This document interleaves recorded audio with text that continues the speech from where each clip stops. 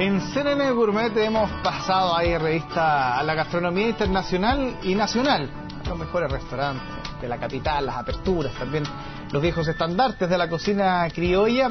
¿Y quién iba a pensarlo? ¿Cómo ha pasado este año? Como es de costumbre y en esta época, hoy queremos hacer ya un resumen de lo que marcó la pauta en este año gastronómico, y para eso nos encontramos con el cronista gastronómico y editor general del sitio 800.cl, Darío Córdoba. Darío, ¿cómo estás? Estupendo, con hambre ya hasta ahora, siempre. ¿Cómo pasó el año? Estamos sacando balance ya. Sí, claro, ya es hora, ya no pasa, ya terminó el año, te diría. Sí. Hoy partimos ¿por dónde? ¿Por los sándwiches, por ejemplo? Te diría que hay que partir un poco por algo más general, que es la mirada que ha tenido la gastronomía este año, de volverse a sus raíces. Todo lo que es, te diría que es bastante transversal en eso. Ha habido un regreso a los sabores ancestrales o a los sabores caseros y a los sabores que teníamos cuando éramos niños de alguna forma, y cada área ha reinventado o ha vuelto un poquito, ha dado la vuelta de tuerca para expresar eso con las tecnologías y la mirada nueva que hay en la actualidad. Como tú decías, una de las cosas interesantes que pasaron este año fue cómo ha evolucionado el sándwich. De la fuente de soda del centro hemos evolucionado a esa misma fuente de soda, pero con una mirada, un punto de vista y algo que va rindiéndole tributo de alguna forma a algunos clásicos. Hemos tenido notables aperturas como Miss Lucy, que comenzó algo tan valiente pero se fue afirmando en el camino, Herencia Chilena, que aún tiene mucho por demostrar en sus sabores, pero realmente tiene bastante sazón. Pequeños lugares como Arbequina, que es un lugar donde realmente, literalmente hay solamente 2 puestos, pero tiene una propuesta, un tema con los sándwiches, un gozo interesante. República del Sándwich, que duró poco, pero va a volver a abrir nuevamente ahora y que también propone cosas nuevas. Y todas ellas tienen un punto en común, aunque son bastante diferentes. Todas ellas dicen, ¿sabes qué? Yo no quiero hacer un sándwich solamente, quiero tener que mi sándwich sea casi una declaración, un punto de vista. Este es mi sándwich y no lo comes en ningún otro lugar. Y como los chilenos comemos sándwiches, somos el país que consume más pan de toda Latinoamérica, tenemos mucho cuento con eso.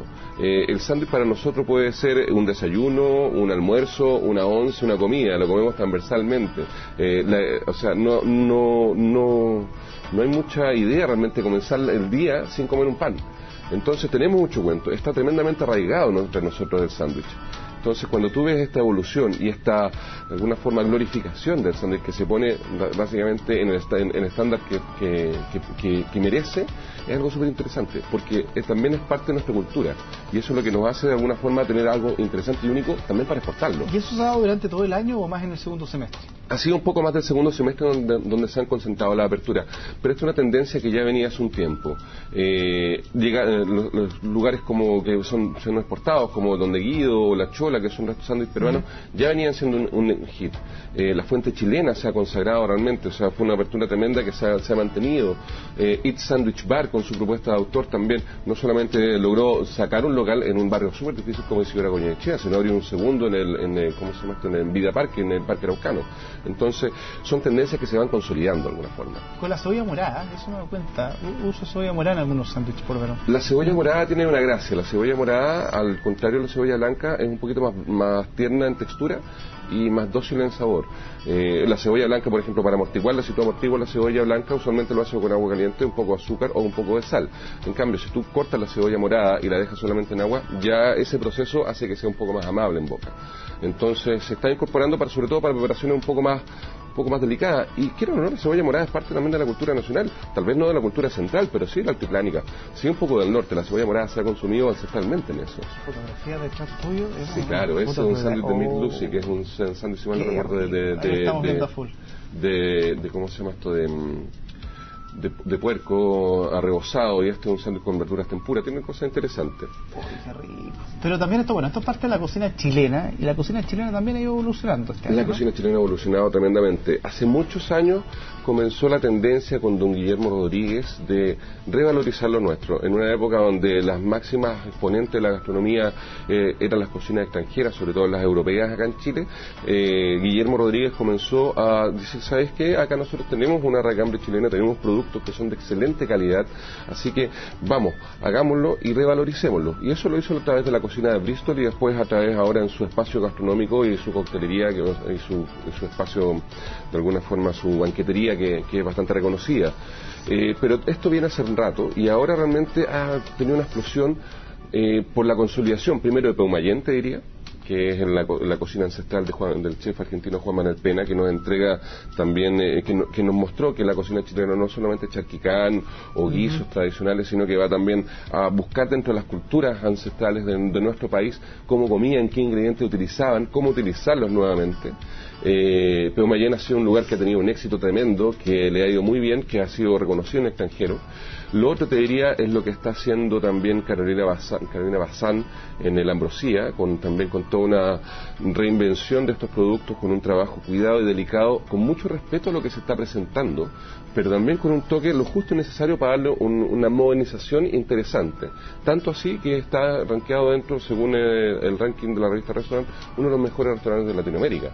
Eso no es menor. Lo otro, te diría, que marcó la pauta es la apertura de D.O., el restaurante Juan Morales, un restaurante que está en Lo Barnechea, que tiene un concepto de cocina endémica súper interesante, donde realmente se rinde culto a las tradiciones, donde puedes comer unas pantrucas que están hechas de forma moderna, puedes comer conejo, se revalorizan mariscos que son tremendos, como las chochas, que son estos mariscos de la cuarta región, que son como una especie de una textura en amacha y un sabor a un ostión, que está súper entretenido. Y también te diría que algo que marcó la pauta, que está súper interesante, es la última carta del chef Axel Manríquez en el restaurante Bristol. Acá Axel se mandó una tremenda carta realmente, donde continúa con su trabajo de exploración y rescate de la cocina nacional, pero se lanzan unas cosas como una mantequilla de erizo, un chuletón de cerdo adobado con unos tallarines, donde la salsa de los tallarines es una salsa de porotos con rienda. Entonces estás trabajando a un nivel que realmente te das cuenta que nuestra cocina tiene mucho que decir, y no tiene que decir solamente de la forma clásica de comerte un charquicán o una plateada, que también es sabroso, sino que tiene mucho que decir con las nuevas generaciones que se criaron con estos sabores, que los añoran también, porque no son sabores que ya no comes en casa. O sea, comer unas lentejas en casa ya es tremendamente difícil, ya nadie hace porotos con rienda, poca gente hace papas con mote, luche ya no se come. Entonces todos estos productos que se están olvidando en nuestra despensa, esta nueva camada de chef ha venido a revalorizarlo, y el público, tanto nacional como extranjero, ha reaccionado frente a eso, y eso diría que es el gran fenómeno. Esto, como te decía, es una tendencia que viene hace un par de años, pero este año se está marcando la consolidación de que si nosotros queremos ser alguien dentro del mundo gastronómico, tenemos que mirar hacia adentro, entender nuestras raíces y valorarlas como tal. ¿Y qué mejor que acompañado con un vino? Pero de todas maneras, el vino también ha tenido lo suyo. El vino ha sido un año que ha marcado bastante la pauta. Las viñas chilenas exportan la gran mayoría de sus vinos. Tienen tremendos mercados en Inglaterra, en Brasil, en Estados Unidos, en Rusia también, y de alguna forma ahora en China. Pero ha sucedido un pequeño cambio. Las viñas cada vez están más interesadas en el mercado local. Están entendiendo que para que les vaya bien afuera necesita que les vaya bien acá adentro también. Y están entendiendo que si necesitan un nombre también en su país. Y eso es fundamental, porque lo que hace es que se revalorice el consumidor nacional. El consumidor nacional entienda que existen mucho más vinos que lo que puede encontrar, que los clásicos, como que no son muy buenos, Marqués de Casa Concha, o el Casillero del Diablo, o los Santa Rita, que son vinos muy buenos, pero que realmente tienen una diversidad importante. Y frente a esa diversidad también estamos teniendo cada vez un consumidor que está interesándose más y se está comenzando a informar más y entender que hay diferentes estilos de vino. Uno no puede decir, no, a mí no me gusta el vino, es como si tú dijeras, no, a mí no me gusta el cine. Hay tantas películas, hay tanta diversidad de esto, que solamente tú tienes que encontrar el vino que te gusta o el estilo de vino que te gusta.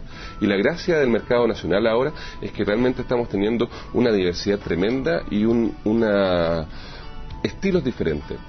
¿Y cómo se enlaza esto con lo que veníamos hablando? Esto de repensar un poco nuestra gastronomía o nuestra historia. Hay muchas viñas pequeñas, y sobre todo ahora las grandes también, que están haciendo lo mismo, que están volviendo a sus raíces, haciendo vinos menos concentrados, vinos con menos trabajo y menos proceso, donde básicamente se deja hablar mucho más a la fruta. Si tenemos, por ejemplo, un ícono... más a la antigua, por decirlo. De alguna forma más a la antigua, nuevamente con esta mirada moderna, pero se está, por ejemplo, dejando la barrica. La barrica te da ese tema más concentrado y más untuoso, los vinos tintos, que son bastante propios del Maipo Alto, del Valle. Y se están concentrando, por ejemplo, a hacer vinos tintos, por ejemplo, como el Cabernet Sauvignon, donde no hay barrica, sino que lo hacen en huevos de cemento, o lo hacen en fudres, que son unas antiguas estructuras donde antiguamente se fermentaba el vino. Los resultados de eso es que tienes acá un Cabernet Sauvignon que sí te sirve para comer un asado, pero también te sirve para comer un pescado. Entonces estamos hablando de vinos livianos, donde no necesariamente tienes que tomarte una copa, sino que puedes compartirlas con amigos, puedes tomarte 5 copas si quieres, la botella entera, por otra en una conversación, y puede reemplazar incluso a un sour, una piscola, a todo eso del carrete. Y se está intentando también que, como va ese cambio enológico, donde el vino está siendo más versátil, también está ese cambio en el consumo. El vino lo puedes tomar en cualquier ocasión. Y hay que entenderlo como no solamente como un licor o un acompañamiento de algo, sino que hay que entenderlo como un alimento. Si tú almuerzas con una copa de vino, muchas veces me he encontrado con mucha gente que dice, no, yo no tomo vino porque me da sueño. Eso es mentira. Una copa de vino te sirve para que tus jugos gástricos trabajen menos, para que tu estómago trabaje menos, te ayuda a disolver toda la comida que tienes y te llegue menos sangre al estómago. Por lo tanto, tú finalmente vas a terminar estando mucho más despierto después del almuerzo. Entonces, el tema es el cuánto uno toma, ¿no? Todos han dicho que una copa de vino hace, pero muy bien para el organismo. Y en Chile tenemos muy buenos vinos, tenemos una relación de precio-calidad. Los más baratos incluso, hasta los más baratos son baratos. O sea, desde 2.000 pesos pueden encontrar vinos tremendos. Ahora, el margen que se mueve entre los 10.000 y los 15.000 pesos, que yo sé que para algunas personas puede ser mucho, encontramos, yo creo que lo mejor de lo que podemos encontrar en Chile.